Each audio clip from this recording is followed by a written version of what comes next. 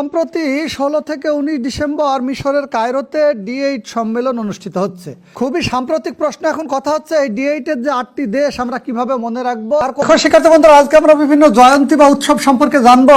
যদি বলে 25 বছর পূর্ণ হওয়ার উৎসবকে কি বলে, তাহলে হবে রজত জয়ন্তী। 40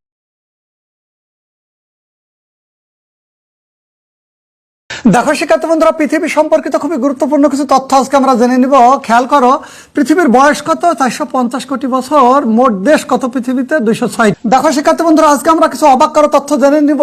রাত নেই নরওয়ে, গাছ নেই কোথায়? গ্রিনল্যান্ড। বনভূমি নেই কাতারে, মসজিদ নেই ভুটানে, মন্দির নেই সৌদি আরবে,